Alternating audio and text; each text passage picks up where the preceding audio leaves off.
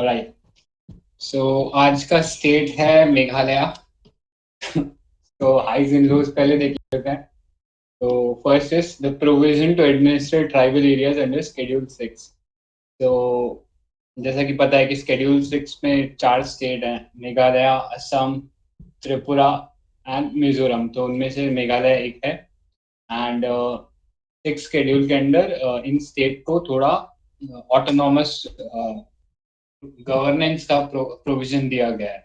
तो यहाँ हम देखते हैं 3 ऑटोनॉमस डिस्ट्रिक्ट काउंसिल है, गारो, खासी एंड जैंतिया। ठीक है, तो ये 3 है यहाँ पे। नेक्स्ट चलते हैं। Mesanam in the East Khasi Hill received the highest rainfall on the earth. तो मेसानम और चेरापूंजी का नाम आता रहता है, तो दोनों में थोड़ा कंपटीशन रहता है। तो कभी कोई आगे होता है, कभी कोई आगे होता है इनमें। That's it about it. And next देखते हैं। Unlike many Indian states, Meghalaya has historically followed a matrilineal system. तो 2 वर्ड होते हैं, मेट्रियार्कल और मेट्रीलिनियल। डिफरेंस क्या होता है? मेट्रियार्कल इज बेसिकली जहाँ पे हेड ऑफ द ऑर्गेनाइजेशन या सोसाइटी वो वुमेन होती है।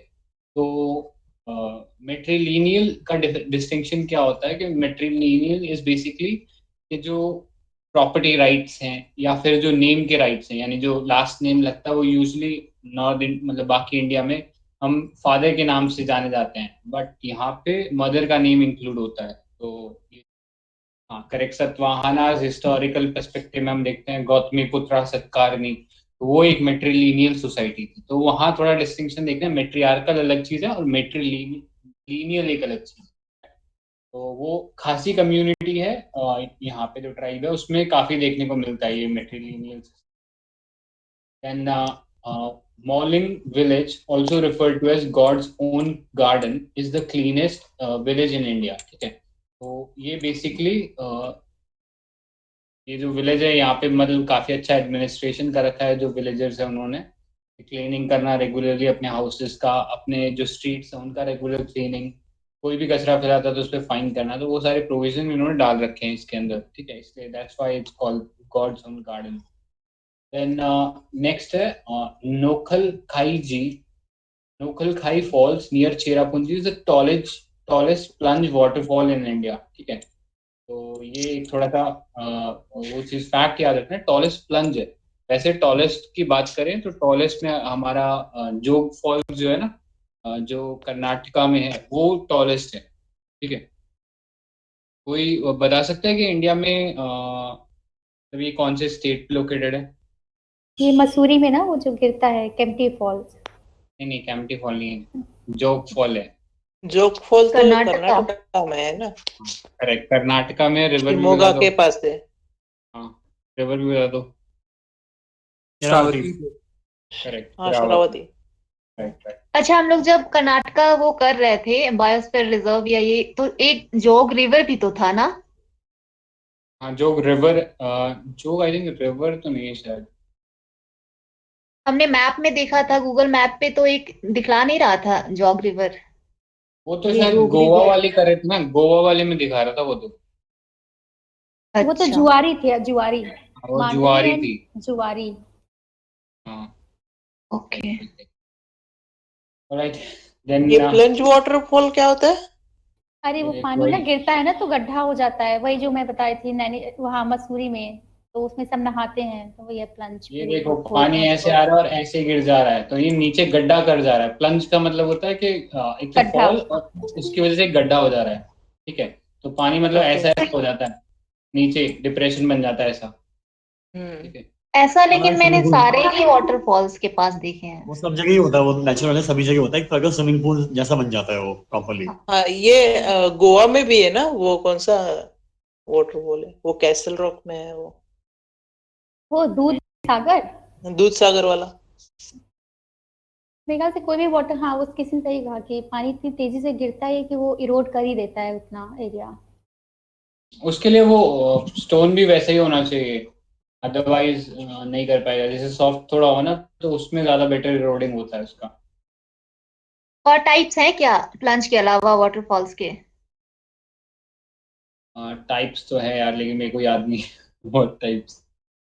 अच्छा ठीक अच्छा, है, बाद में रैपिड भी आता है ना, वो रैपिड और वाटरफॉल दोनों अलग अलग में आते हैं ना? हाँ, रैपिड तो बीच में डिप्रेशन हो जाता है ना कहीं कहीं, तो वहां पे वो वर्लपूल बन जाता है, चक्री बन जाता है उसका पानी का, गड्ढे के अंदर घूम घूम के, तो वहां पे वो जो आपने बोला वो चीज है। हाँ। टोटल 11 टाइप्स है वाटरफॉल के, ये नहीं तो पता था। ज्योग्राफी ठीक है। ऑप्शनल बताएगा वो। यार मेनली पता है फ्लैश फूल्स ही हर जगह मतलब पढ़ा जाता है, क्योंकि बेसिकली सबसे कॉमन फीचर वही वाला है। बाकी भी हैं और अलग अलग फीचर्स हैं, वो छोटे या बड़े वाटरफॉल्स के बेसिस पे वो अलग अलग होते हैं, बट नॉर्मली फ्लैश फूल्स ही मिलते हैं जो होते हैं। बाकी किसी को ऑप्शन है तो पढ़ लेना, देख लेना। ठीक है, नेक्स्ट पे मैंने चलते लिंक हैं। भेज दिए, वो देख लेना उसमें, ग्रुप में, बाद नेक्स्ट में देख देखते लेना। हैं। क्रेमलियात्रा इन जेंतिया हिल is the longest natural cave. ठीक है, तो ये वो क्रास्ट टोपोग्राफी हम देखते हैं ना, कि लाइमस्टोन या उसका, उससे वो केव बनता है। तो 31 किलोमीटर का लेंथ है, और इंडिया के अंदर लॉन्गेस्ट नेचुरल केव है। हाँ। तो ये भी एक ये वो इम्पोर्टेंट। कितने कितने ईयर्स पुरानी है, ऐसा था ना कि one of the oldest lake है जो, मतलब करेक्ट करेक्ट, इसका सॉरी आगे केव एक है। पूरा, हाँ इसका आगे एक पूरा वो एज आएगा, तो वो आगे एक स्लाइड में है।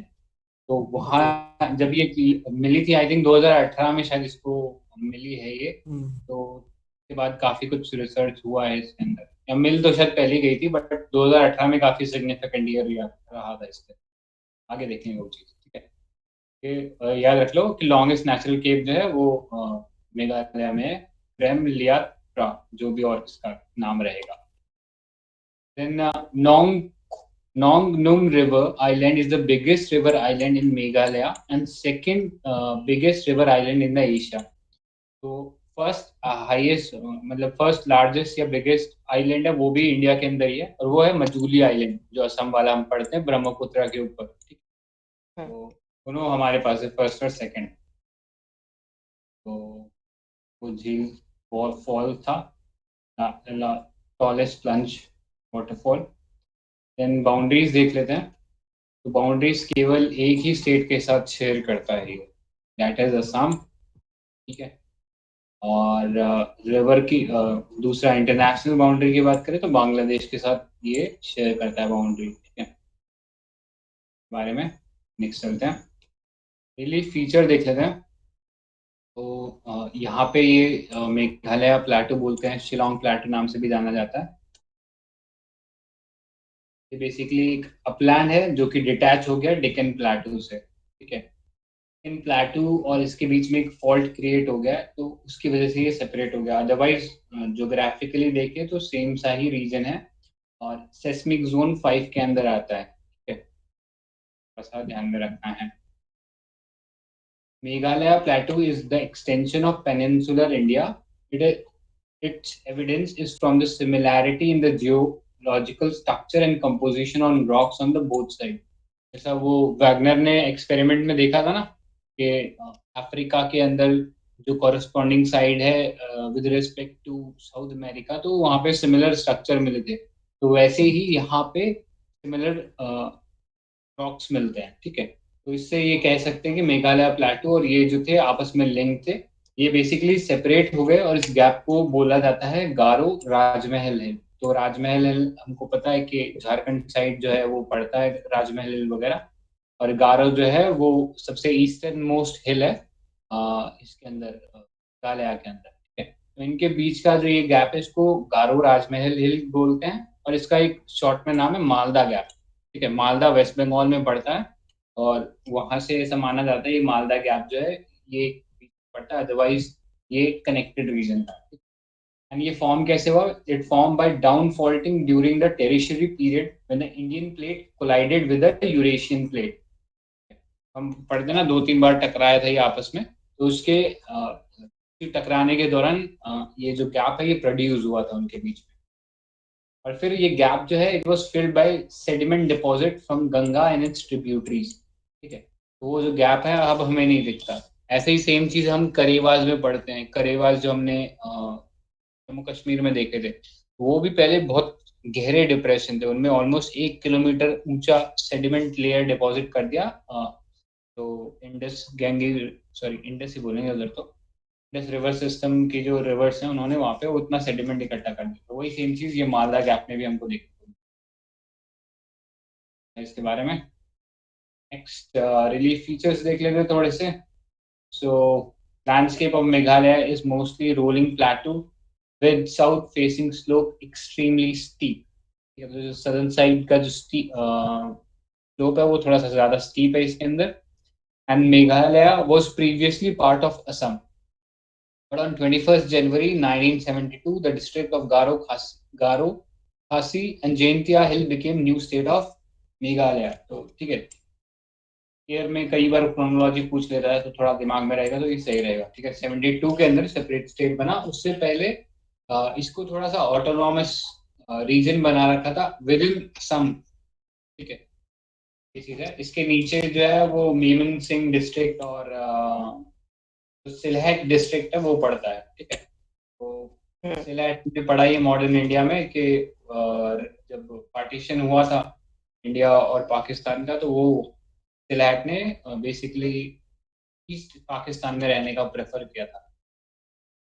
कॉन्ट्रास्ट की बात देखो, मतलब 72 को सूखा पड़ा था और उसी वक्त मेघालय सेपरेट हुआ था। एक और सिमिलरिटी आएगी ऐसी। फिर देखो हिल्स का देख लो, ये वो ऑर्डर देख लो ईस्ट टू वेस्ट। तो गारो सबसे ईस्ट में पड़ता है, फिर खासी एंड देन जैंतिया। ठीक है, तो गारो अगर हाइट की टर्म्स में बात करें तो गारो थोड़ा सा नीचे रह जाता है, खासी और जैंतिया थोड़ा ऊपर रह जाता है, मतलब हाइट में थोड़ा सा ऊपर है। इसीलिए गारो के अंदर जो क्लाइमेट है वो गर्मियों में बहुत ही हॉट और ह्यूमिड रहता है एज कम्पेयर टू खासी एंड जैंतिया। तो यहाँ थोड़ा सा टेम्परेचर और वेदर काफी फेवरेबल रहता है, मतलब good for people to live. And Garo hill region in the western section of the plateau is nearly plain। ठीक है, इसके बारे में। और क्योंकि ये खासी जैंतिया वाला जो रीजन है हम देखते हैं मैसारनम वगैरह भी यहीं पड़ता है, तो हाइट ज्यादा है और ये दोनों आपस में पास पास में, तो एक फनलिंग इफेक्ट क्रिएट होता है। आगे देखेंगे रेनफॉल तो बराबर ही जा रही है सब रीजन में, बट फिर भी क्यों ऐसा होता है कि मैसारनम में ज्यादा रेन होती है as compare to Garo region. तो वो कारण ये है कि ये जो दो क्लोज में रेंजेस है इनकी वजह से एक फनलिंग इफेक्ट क्रिएट होता है और उससे बहुत ज्यादा बारिश होती है यहाँ पे। देन पीक्स की बात कर लेते हैं। तो नो क्रैक पीक है गारो के अंदर, तो हमने पढ़ा है नो क्रैक एक नेशनल पार्क है। ठीक है, सो ये इसके बारे में। देन शिलोंग, खासी के अंदर शिलोंग पीक है, तो जो कैपिटल है मेघालय का वो भी यही लाइन करता है। एंड देन देर इज मैरिन सी peak which is the highest peak in Jaintia hills. ठीक है, तो का देख लेना, याद रहे तो ठीक है, नहीं याद रहे तो भी। देन रिवर्स पे आते हैं। तो रिवर्स पे देखते हैं सबसे पहले कोपिली रिवर, एक इम्पोर्टेंट रिवर है यहाँ पे। तो आप यहाँ पे देख सकते हो कोपिली रिवर को, ओरिजिनेट होती है मेघालय में and then it flows into Brahmaputra region. तो flows through the central Assam and the hill district of Assam before its confluence with Brahmaputra. Then next river is Someshwari River. Someshwari is known as Simsang in the Meghalaya and originate in the Nokrek Peak and major river in the Garo Hills. Divide it in two parts known as divides it into two parts। तो बस यही है। तो Someshwari river आप यहाँ पे देख सकते हो, तो ये है इसके बारे में। And then next river is Myntdu river known as Shari river in Bangladesh. ठीक है, वो भी यहाँ पे आप देख सकते हो उसको, and it flows into Bangladesh. ठीक है, मेजरली तो इतनी खास कोई रिवर्स है नहीं याद रखने वाली, बस कोपिली थोड़ा याद रख लेना। Kopili is a left hand tributary of Brahmaputra. ठीक है, नेक्स्ट Umiam Lake है, is a man-made reservoir upon construction of Umiam Dam. Silting and pollution is reducing the lifespan of Umiam Dam. ये कोपिली वही है जो अपन पढ़ते हैं कपिली करके? KAPIL कपिली मतलब ऊपर शुभांश्री नीचे धनश्री फिर कामेंग फिर कपिली ऐसा पढ़ते हैं ना। आई थिंक फिर कपिली भी बोलते होंगे, कोपिली कपिली।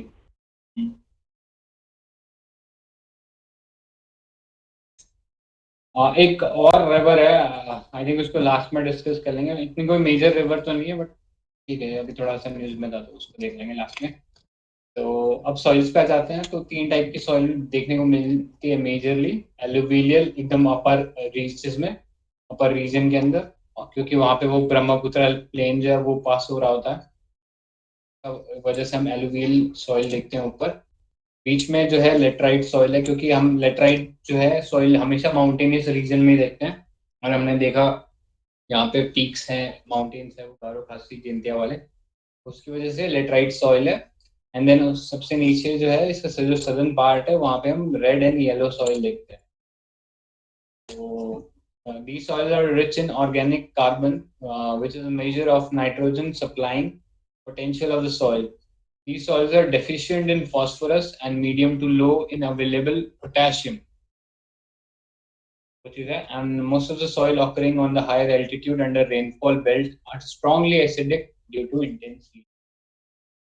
तो लेटराइट सॉइल फॉर्म इसीलिए होती है क्योंकि लीचिंग हो जाती है। लीचिंग इज व्हाट, ये बहुत ज़्यादा वेदरिंग हो जाती है जो सॉइल है उसके अंदर, जो सॉइल के पार्टिकल्स है उसके अंदर, तो जो न्यूट्रिएंट्स होते हैं वो तो वॉश अवे हो जाते हैं, एंड बच जाता है उसके अंदर आयरन कंटेंट काफ़ी बच जाता है।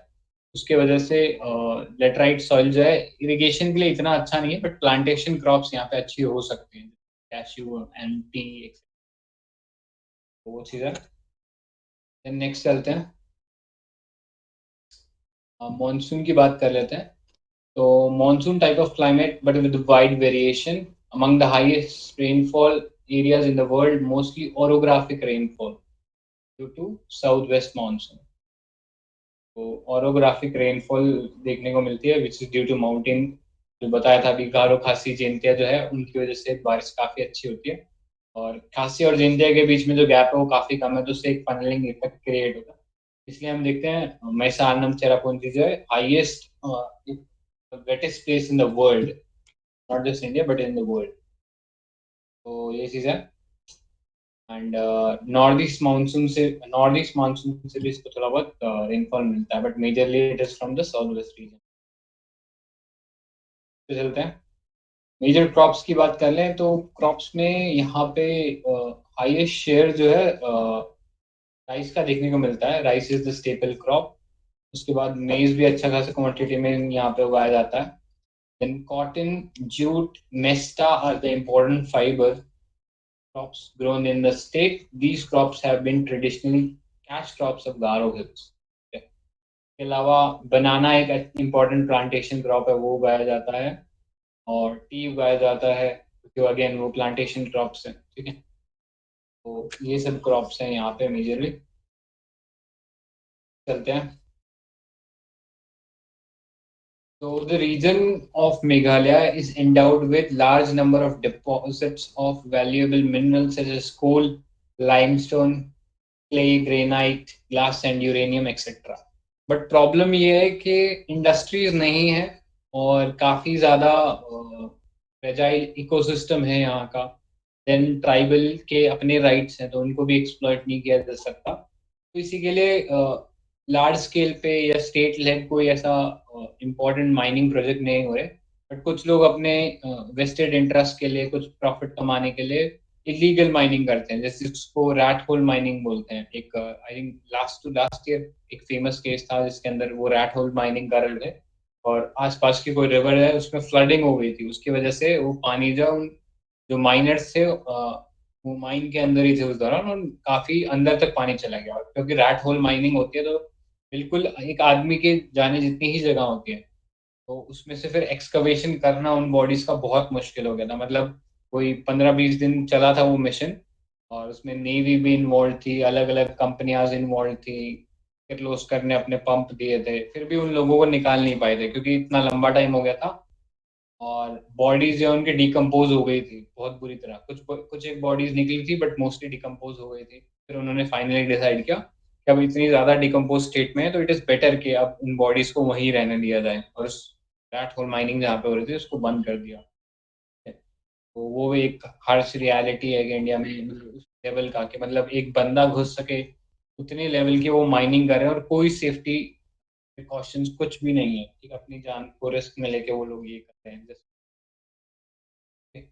तो तो मिनरल्स में डिपॉजिट्स हैं बट माइनिंग हो नहीं रही, ठीक है। देन पावर प्लांट्स पे आ जाते हैं। तो अभी हमने ये उमियम, इस रिवर के ऊपर ये उमियम लेक देखा था, मैन मेड रिजर्वायर था। यहीं पे ये उमियम उमत्रू डैम है, से थोड़ा सा हाइड्रो पावर प्रोजेक्ट चलता है यहाँ का। And then next is Myntdu लेक्सा, जिस रिवर को हमने पढ़ा था कि इसको शारी गोयन रिवर नाम से जाना जाता है बांग्लादेश में, ठीक है। तो इतना इम्पोर्टेंट नहीं है बट ये याद रख लो कि जो इसका पोटेंशियल है in terms of generating hydro power वो काफी ज्यादा है, इट्स अराउंड 3 गीगावाट। बट ये एक्चुअली प्रोड्यूस कितने करता है, ये प्रोड्यूस करता है केवल 180 मेगावाट, 180 मेगावाट ही प्रोड्यूस कर रहा है केवल। तो which is far less than what it is consuming, which is something around 600 megawatt. तो उससे भी काफी कम है, मतलब हाफ से भी कम है।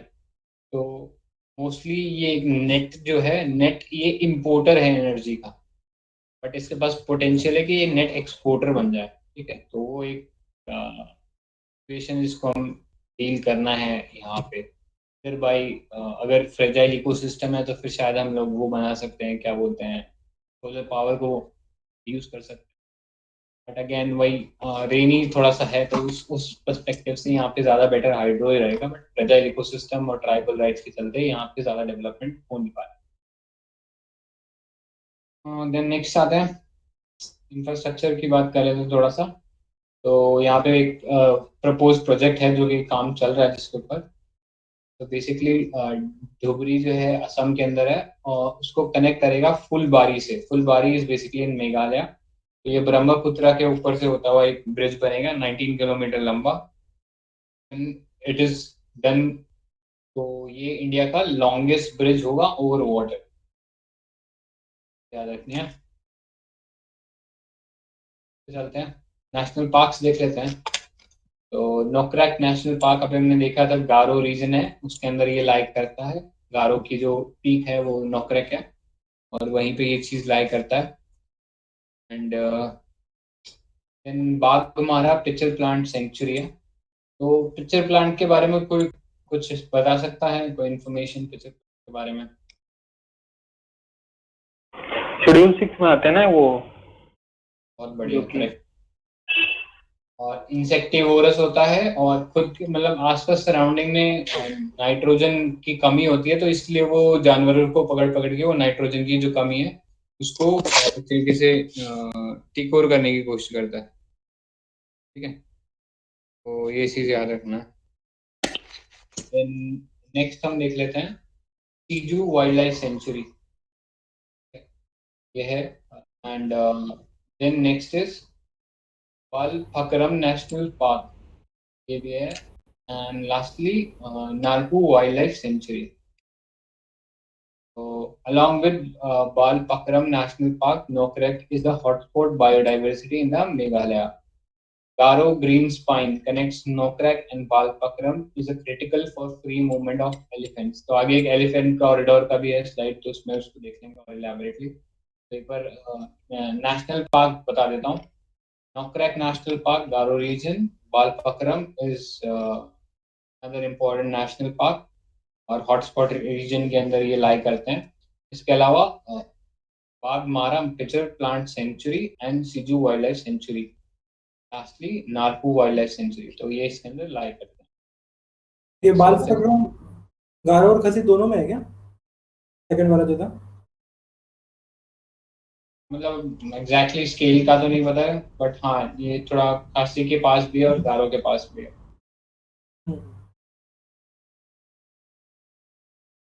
देन नेक्स्ट नोक्रेक जो है वो एक बायोस्फीयर रिजर्व भी है, ठीक है। Located in the Tura Range, which forms part of Meghalaya Plateau. Nokrek National Park is core area of the Nokrek Biosphere Reserve. और ये MAB जो मैन इन बायोस्फीयर प्रोग्राम है उसके अंदर भी एडेड है, ठीक है। ये चीज थोड़ा सा दिमाग में रखना है कि बायोस्फीयर रिजर्व है मेघालय रीजन में। एलिफेंट कॉरिडोर जैसा भी हमने बात किया था, नॉकरेक और बालपक्रम जो है उनके बीच में जो एरिया है that acts as a corridor for elephant free elephant movement, तो वो इसके अंदर, ठीक है। खासी और गारो हिल्स जो है उनके बीच में ये लाई करता है एलिफेंट रिजर्व कॉरिडोर। नेक्स्ट पे आ जाओ, कल्चर की बात कर लेते हैं। तो कल्चर में यहाँ पे एक वांग गाला फेस्टिवल है जो कि एक post harvest festival that marks the end of agriculture year celebrated by Garo tribe. Most popular festival of Garo hills and is held in the नवंबर। तो अपने नॉर्थ के अंदर भी हम देखते हैं स्टबल बर्निंग कब होती है, वो दिवाली के टाइम ही होती है। तो यहाँ पे भी उसी सेम साइकिल में ये चीज लाई करती है कि पैडी का वो हार्वेस्ट है वो नवंबर में लाया करता है, तो उसी टाइम ये लोग ये फेस्टिवल भी celebrate. Then next is Heathen Khalam festival, so the most popular festival of Jaintia tribes. So Heathen Khalam literally means to drive away evil, ठीक है। And festival is observed by non-Christian Panars who believe in the traditional faith of Nyamtre. तो अगर demographic की बात करें in terms of religion, तो यहाँ पे क्रिश्चियन जो है वो मेजोरिटी में, Hindu is a minority, 11% only Hindu population है। इंफॉर्मेशन। देन नॉकक्रेम डांस जो है यहाँ पे वो खासी का डांस है।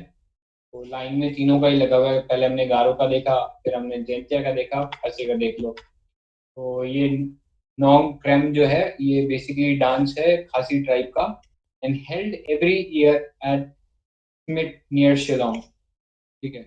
Associated mostly with goat sacrifice, तो मटन वगैरह प्रोग्राम रहता है डांस करने के बाद, वो चीज़ है इसमें। नेक्स्ट पे चलते हैं।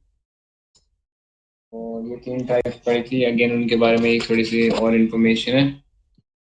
तो पहले गारो का देख लेते हैं। तो originally belong to the Bodo family of Tibetan Burman race. Both men and women wear bangles, jewelry, headdresses during the festivals, follow matrilineal lineage. Set up an institution of bachelor dormitories wherein young people are kept together till they get married. तो live in का जो concept है ना वो हमको इतना modern लग रहा है, बट ये लोग काफी पहले से फॉलो कर रहे हैं।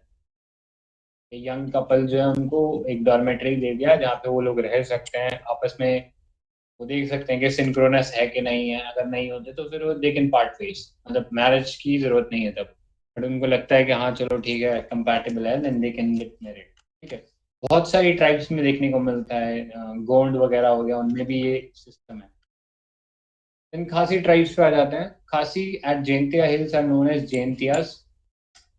Those living in the northern plains and the foot of the hills are called Bhohis. Ones in the southern hills are called as Wars. Matrilineal style of lineage. One cannot marry within the same clan.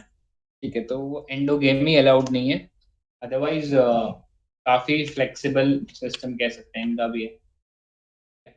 और जैंतिया है फिर last type. So Jaintia is subtypes of Khasis. Jaintia along with Khasis, Wars, Panars are known as Henny Trap. ठीक है, ये Henny Trap बाद में एक मतलब ऑर्गेनाइजेशन भी है मिलिटेंट, तो अलग उन्होंने बना रखे, बट कलेक्टिवली खासीज, वॉर्स और पनार्स, ठीक है। हमने देखा अलग अलग ये कलेक्टिव नेम है, जोग्राफिकल नेम है ये जैंतिया, खासी, गारो, बट उनके अंदर भी छोटी छोटी अलग अलग ट्राइब्स हैं, ठीक है। तो वो चीज़ का थोड़ा ध्यान में रखना है। Jaintia tribes along with Khasis include the following groups: Bhohi in northern Meghalaya, Kineriam in the central Meghalaya, Nar of Jaintia Hills, and War in the southern Meghalaya. और मोस्टली सभी यहाँ पे मेट्रीलिनियल स्टाइल ऑफ लिनिएज को follow करते हैं। Next आ जाते हैं, wild life species थी, अभी रिसेंटली न्यूज में थी, तो ये blood red snake like creature मिला है with an elongated body and sightless black spot और eyes was spotted burrowing in the moist soil of rainforest in the Meghalaya। अभी ये नई नई स्पीशीज मिली है, इसका नाम है मोनोप्टेरस रोंगसॉ, ठीक है। तो वो पूछ सकता है यूपीएससी का आजकल इस टाइप का पूछ रहा है कि ये 3-4 स्पीशीज दे देगा और पूछ लेगा ये क्या है, पता होना चाहिए कि भैया बेसिकली एक नई स्पीशीज है और स्नेक लाइक है, एग्जैक्टली स्नेक भी नहीं बोल सकते, पता नहीं क्या है ये, तो मे भी शायद इससे ज़्यादा जानकारी नहीं है, बट वो एनालिड वगैरह पढ़ा था ना हमने, उस कैटेगरी में भी रख सकते हैं, इतनी ज़्यादा इन्फॉर्मेशन नहीं है इसके ऊपर, इसलिए याद रख लेना एक नई स्पीशीज मिली है। देन हुलॉक गिब्बन्स हमने पढ़ा हुआ है कई बार, तो इसके अंदर बेसिकली 2 डिस्टिंक्शन होते हैं, western hoolock Gibbon, eastern hoolock Gibbon, ठीक है। तो शक्ल देख लो इन दोनों की, मतलब इसकी बंदर की, तो एक तो ये एकमात्र प्राइमेट है इंडिया के अंदर जो मिलता है। टोटल प्राइमेट्स की बात करूं तो 3 टाइप के प्राइमेट हैं। सबसे पहला ओरंगोटैंग, तो ओरंगोटैंग ऐसे लगता है को कोई बहुत बूढ़े, बहुत ही एजेड कोई बंदर हो वैसा ओरंगोटैंग लगता है, सर पे बाल नहीं होते, बाकी जगह बाल होते हैं उसकी, वो ऑरेंज कलर का थोड़ा सा, वो ओरंगोटैंग होता है, सिर्फ मलेशिया में मिलता और कहीं नहीं मिलता, ठीक। इंडिया में था अभी उड़ीसा में, but the last one died recently, I think 2021 में ही मर गया वो। नेक्स्ट इज गोरिल्लास और फिर है चिंपैंजी, ठीक है। और उसी कैटेगरी में ये भी आ जाता है हुलॉक गिब्बन, तो ये के अंदर एकमात्र प्राइमेट स्पीशीज है ये हमारे पास हुलॉक गिब्बन। एंड 2 डिस्टिंक्शन है, वेस्टर्न हुलॉक गिब्बन और ईस्टर्न हुलॉक गिब्बन, ठीक है। तो हमने इसको याद कैसे किया था, क्योंकि दोनों का IUCN स्टेटस अलग अलग है। हमने याद ऐसे किया था कि इंडिया के अंदर पॉपुलेशन ज़्यादा है, जानवरों के पास स्पेस है नहीं, तो जो इंडिया में रह गया, जो यानी जो वेस्टर्न साइड में रह गया, क्योंकि इंडिया ईस्टर्न और वेस्टर्न के रेस्पेक्ट में मतलब नॉर्थ ईस्ट के रेस्पेक्ट में इंडिया वेस्टर्न साइड में रह गया, ठीक है। हमने ऐसे याद किया था कि वो इंडिया का है तो वहाँ पे उसका थोड़ा जगह मिली नहीं, इसलिए वो एंडेंजर्ड हो गया। और ईस्टर्न हुलॉक गिब्बन वो थोड़ा सा इंडिया से आगे निकल गया म्यांमार वगैरह में, तो वहाँ पे उसको काफ़ी जगह मिली, तो उसका IUCN स्टेटस थोड़ा सा कंफर्टेबल है, दैट इज वल्नरेबल, ठीक है। वैसा करके हमने याद किया था, बट ये मिलते दोनों ही हैं इंडिया के, याद रखने हैं। And both species population have been declining due to habitat destruction of various forms and hunting for meat, ठीक है। तो कुछ लोग इनका मीट भी खा जाते हैं, पहले असम में खूब दिखते थे, मतलब अब किसी असम वाले को पता होगा कि अब ये है, इतना प्रोमिनेंटली नहीं देखने को मिलता। तो इसके हाथ काफ़ी लंबे होते हैं और पूंछ होती नहीं है इसकी, एकदम इंसान के जैसा, ऐसा लग रहा है कि अभी चाय पे चर्चा चल रही है इन दोनों की, एकदम एक ह्यूमन जैसे ही लगते हैं देखने में। नेक्स्ट पे चलते हैं, क्लाउडेड लेपर्ड की बात करते हैं। क्लाउडेड लेपर्ड जो स्टेट एनिमल है मेघालय का, और हमने देखा IUCN स्टेटस, जितने भी लेपर्ड हमने 4 टाइप के लेपर्ड पढ़े हैं, वो सारे के सारे वल्नरेबल स्टेटस है उनका IUCN, ठीक है। तो 4 टाइप कौन कौन से, एक हम पढ़ते हैं लेपर्ड पढ़ते हैं, देन हम पढ़ते हैं स्नो लेपर्ड पढ़ते हैं, क्लाउडेड लेपर्ड पढ़ते हैं, और एक और आई गेस जैगुआर होता है क्या,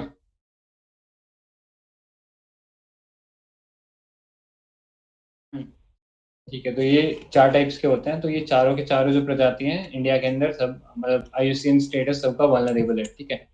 और अपेंडिक्स के अंदर 1 के अंदर आते हैं, साइट्स का जो अपेंडिक्स है उसके अंदर 1 के अंदर आते हैं, तो मतलब उनका जो ट्रेड है कम्प्लीटली प्रोहिबिटेड है, ठीक है।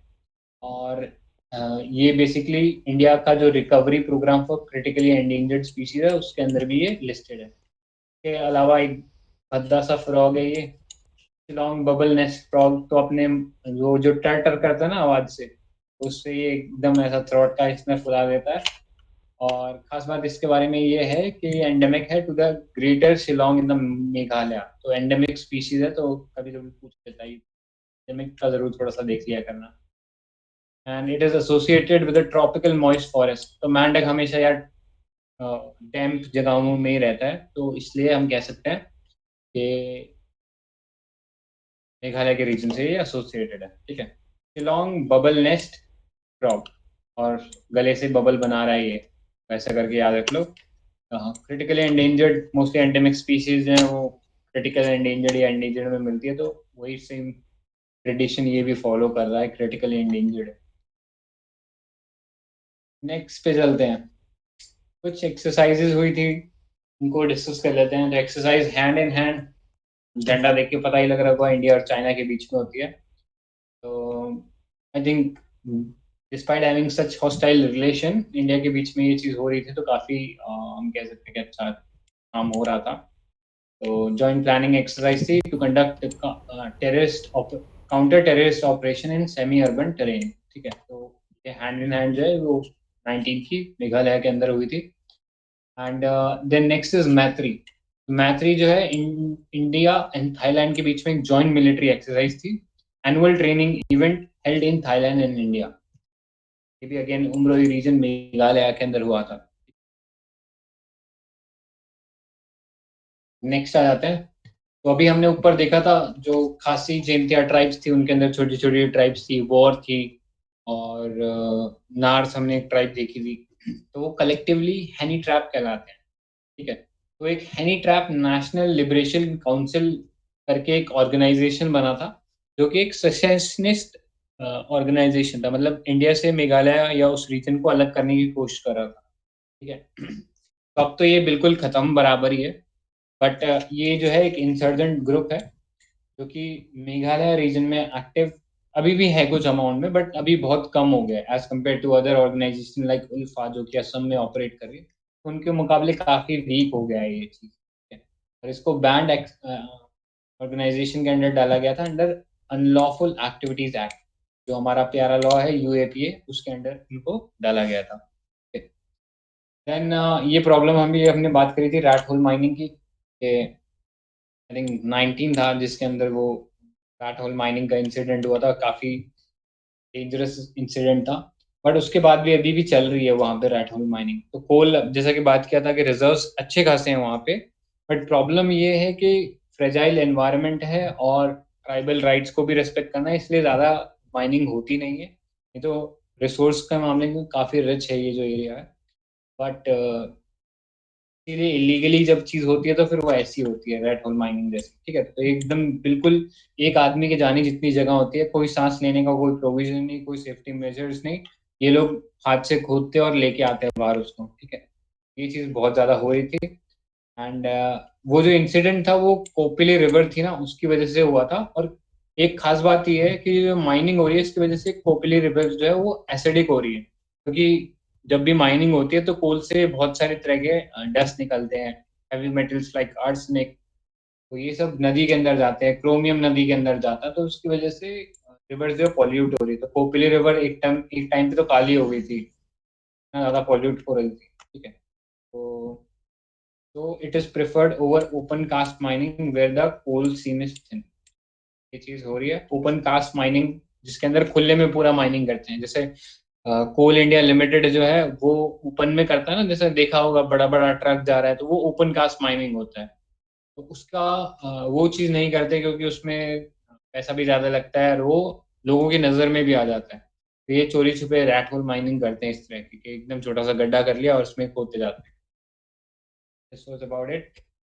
नेक्स्ट आ जाओ, ये एक इम्पॉर्टेंट चीज है, 2018 का ये करंट अफेयर्स था। अब पता नहीं इम्पोर्टेंट है कि नहीं है, बट पूछ सकता है, तो देख लो मेघालयन एज के बारे में, ठीक है। तो मेघालयन एज बेसिकली जो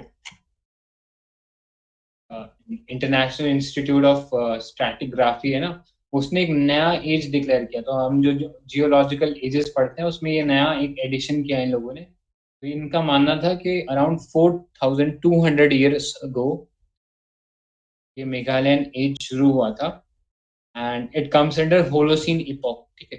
होलोसीन इपॉक के अंदर अलग अलग हम पढ़ते हैं एजेस हैं। तो इसी के साथ दो और एजेस आई थी, ग्रीनलैंडियन एज और नॉर्थ ग्रिपियन एज, ठीक है। ये दो एजेस थी, दोनों मतलब होलो, ये जो हमने मेघालयन एज पढ़ी है इससे पहले की थी, ठीक है। तो इनके बारे में आई थिंक इतना इम्पोर्टेंट नहीं है जानना, देखना हो तो देख लेना। इसके अंदर मेघालय के बारे में जान लो, मेघालय वाला क्यों है अभी हमने ऊपर एक केव की बात करी थी ना, लॉन्गेस्ट केव इन इंडिया, तो उसका उससे, और ये एक मौलुम केव है यहाँ पे, मौलू केव इन मेघालय। जब ये मिली थी तो इनसे कुछ जो जियोलॉजिकल जो डेटा मिला उससे ये चीज पता लगा कि यहाँ पे एक मेगा ड्रॉट आया था। Mega drought marked by intense cold climate, ठीक है, मतलब पूरा अर्थ का जो टेम्परेचर है वो डिक्रीज हो रहा था, ठीक है। तो इस जो टाइम पीरियड है इससे इन्होंने इसको एक डिस्टिंक्ट फेज माना, और उस डिस्टिंक्ट फेज को एड्रेस करने के लिए इन्होंने ये नया नाम रखा मेघालयन एज का, ठीक है। तो होलोसीन के अंदर सबसे लेटेस्ट जो एज हम बोलेंगे वो ये मेघालयन एज है, ठीक है, अराउंड 4200 ईयर्स अगो। तो पुराना करंट अफेयर्स है बट पूछ सकता है, तो थोड़ा सा याद रखना। और ये जो केव है मॉलम केव, ये स्टैलेग्माइट, और हमने पढ़ा था ना स्टैलेग्माइट होता है और स्टैलेक्टाइट होता है, ठीक है। तो इसमें जी का मतलब ग्राउंड, सी का मतलब सीलिंग, वैसा करके याद रख लो। और जब दोनों ज्वाइन हो जाते हैं, तो जैसे एक केव है, जब ऊपर से वो लाइमस्टोन से निकल के बन रहा होगा तो इसको बोलते हैं स्टैलेक्साइट, और जब नीचे से आ रहा होगा वो चीज तो इसको बोलते हैं स्टैलेग्माइट, और जब ये आपस में मिल जाते हैं तो इसको बोलते हैं पिलर, ठीक है। इसके बारे में नेक्स्ट पे चलते हैं, लिविंग रूट्स ब्रिज। तो ये काफी फेमस है, जब भी मेघालय का कोई फोटो वाटा आता है तो ये जरूर लिविंग ब्रिज वाला एग्जाम्पल्स हमेशा रहता ही है उसके अंदर। तो इसके अंदर बेसिकली क्या है कि जो ट्राइबल्स हैं, गारो खासी जैंते हैं यहाँ पे, उन लोगों ने ये एक उनका नॉलेज बेस तैयार किया, ट्रेडिशनल ट्राइबल नॉलेज है, जिसके वो जो रबर प्लांट्स होते हैं, रबर ट्रीज होते हैं या कुछ और तरह के ट्रीज होते हैं, उनकी रूट्स को इस तरह ट्रेन करते हैं तो वो आपस में इंटरलॉक करके एक ब्रिज बना दे। तो ये जो नदी दिख रही है के ऊपर ये ब्रिज है, ठीक है, और इसीलिए फेमस है लिविंग रूट्स ब्रिज, और मल्टीपल ऐसे कई ब्रिज है वहाँ पे, ठीक है। तो अगर कभी जाओ तो ये देखने को मिलेगा, और काफी अच्छा इन्वायरमेंट है, पीसफुल एनवायरमेंट भी है। आगे देखेंगे, लेकिन टूरिज्म में थोड़ा सा लफड़ा भी रहता है, वो कारण भी ये देखेंगे कि धमाल वाला सीन याद आ रहा है। धमाल क्या? वो मतलब धमाल मूवी नहीं है क्या, उसमें गाड़ी उड़ाता वो है। कार फंस जाती है ना, कार हाँ जल हाँ, कार फंस जाती है वो। लेकिन जाने में थोड़ा सा लफड़ा ये है कि एंट्री लॉ फॉर विजिटर्स हैं यहाँ पे। तो मेघालय कैबिनेट ने अप्रूव कर लिया Meghalaya resident safety and security act 2016। तो यहाँ पे कोई भी अगर आप आ रहे हो यहाँ पे 24 घंटे से ज्यादा रुकने के लिए, तो आपको परमिशन लेना पड़ेगा, ठीक है। एग्जैक्टली आईएलपी नहीं है, आईएलपी जो हमने पढ़ा था इनर लाइन परमिट, तो वो चीज नहीं है। आईएलपी जो हम देखते हैं अरुणाचल प्रदेश में देखते हैं, नागालैंड में देखते हैं, और मिजोरम में देखते हैं, ठीक है। कुछ कुछ स्टेट में भी है, जैसा आई थिंक शायद हमने उत्तराखंड देखा था, शायद वहां पे भी है, बहुत छोटे से रीजन में, बट वो इतना ही प्रोमिनेंटली नहीं पढ़ते हैं। प्रोमिनेंटली हम नॉर्थ ईस्ट में आईएलपी को पढ़ते हैं, अरुणाचल प्रदेश, नागालैंड और मिजोरम को, ठीक है। तो यहाँ पे ये चीज होती है, आईएलपी है, बट यहाँ पे एग्जैक्टली आईएलपी नहीं है, स्टेट ने अपना एक लॉ बना रखा है, ठीक है। हाँ मणिपुर भी है, इंक्लूड कर लिया उसको। So in the original act, the focus was on registration and documents of tenant, but the amendment will extend the same rules to all non-state resident visiting or living in the state. तो ये था इसके बारे में। Next चलते हैं। ये देखो, वो एक रिवर की बात कर रहे थे ना, ये है क्लीनेस्ट रिवर ऑफ इंडिया, मतलब इतना क्लीन है कि आप ऐसे लग रही है बोट जो है ये फ्लोट कर रही, मतलब एयर में फ्लोट कर रही, नॉट इन वाटर, पता ही नहीं लग रहा, मतलब परछाई भी इतनी क्लियरली दिख रही है इसकी बोट की। So, Umangot flows through Dwaki, a small but a busy town in the east, Jaintia Hills district near the Indo-Bangladesh border. The town itself is nearly 95 kilometers from Shillong.